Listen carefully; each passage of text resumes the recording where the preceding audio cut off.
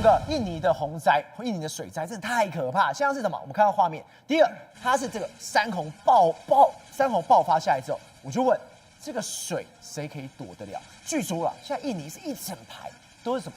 都是棺材的。对，没错。事实上，在这几天发生在印尼苏门答腊这个地方呢，因为连日的这个暴雨，这个暴雨是什么？因为有热带的这个暴风，还有加上说季节的这个季风，所以两股力量下来，这个雨呢下到空前的大。对，我们看到这个画面，这个画面是什么？你看这个当彩这个山洪爆发下来之后，你看沿路了，它把很多房子都完全掏空，你看很多房子因此就倒塌，因为什么？路基完全被掏空的一个状况。那当然了，这个水是完全淹进去，它是用灌的吧？对，你看一般的家人里面来说，原本这是我跟他讲，原本这边都是道路，现在整个山洪就直接进到他们家里面来。你看家里面门口前面已经变成是滚滚的黄河，完全都看不到这个尽头是什么地方，完全都是水箱折阔，弄这个水淹成一片的这个状况。那当然了，水那么深的这个状况之下，很多房子呢就这样子被这个倒塌。还有人。对，那为什么？因为有人被这个冲走，冲走之后，你当然是希望说能够救助他。他们抓着，对，很多人就用这个绳索过去啦，然后很多人在抓那个绳索，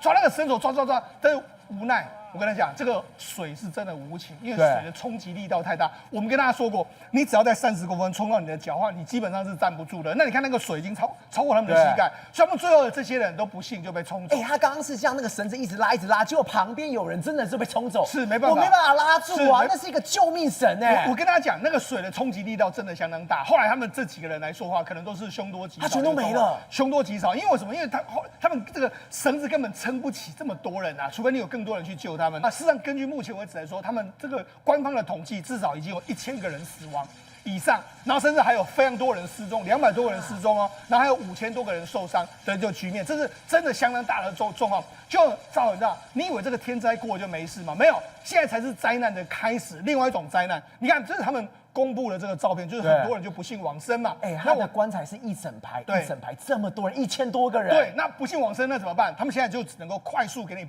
这个埋葬，就你看他们这个很多葬礼在陆陆续续，你看几个人就埋在一个地方，你看这至少4、5个棺材就这样埋在一起的这个状况，因为没办法，一定要赶快入土，不然的话你可能会爆发，因为现在当地还是有水的哦，然后而且当地又怕会有这个感染病，而且因为这次的大水呢，让很多医院完全这个遭殃，我们就说不是只有一般的民众的房子，医院也遭殃，你看这是印尼的医院哦。医院你看，原本的手术台全都是泥巴了，完全都没办法用，所以没办法用，那怎么办呢？他们现在这个，所以现在目前为止，当地的卫生堪忧啊！你看，因为没有医院可以去，所以赵文道他们当地，因为原本的他们原本的水就是喝河水，就现在的水很浑浊，他们喝浑浊了的河水之后，你看出现腹泻、发烧、肌肉疼痛的这个状况，结果没想到他们要去医院，医院又变成这个样子。所以没办法，所以他们现在是变成是灾难的这个总和在这个地方。那目前为止来说的话，这个印尼呢，希望说，国际能够捐一些所谓的这个医药过来这个地方帮助他们。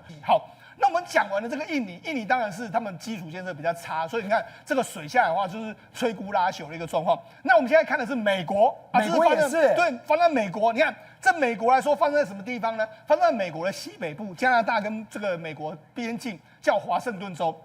那你看，这是美国的报道。你看，此生最可怕的洪水，它附近来说有10万人的这个撤离哦。为什么？因为它这个地方居然来了一个叫大气河流的这个降雨带。大气河流降雨带就是一整带肥大的一整带，然后它就是因为暖的气流来到这个地方之后，就开始下雨，而且下雨是一直不断的下，因为它是一整条嘛，一直不断的下到之后，当地人说我没有看过这么大的这个水。你看这个在华盛顿州那个地方，你看完全都是水箱折果的这个情形。这个房子至少有至少3、4层楼高的，没错，它已经1/2都没了。那你看哦，连动物都快要灭顶了，这是他们当地的麋鹿哦，你看麋鹿，都已经淹到他们麋鹿的这个它只剩头了。所以那这个麋鹿是很高大了，你就知道说事实上这个水是淹的蛮高的哦。你看还有很多人啊，他们美国我们刚才看到是这个印尼人在屋顶上面，这是美国人在屋顶上面求救的一个画面。好，那我跟他讲，因为这一次的这个水真的太多，我们刚才讲了印尼基础建设比较差，美国基础建设虽然说也没有说非常好，但是至少它是发达国家。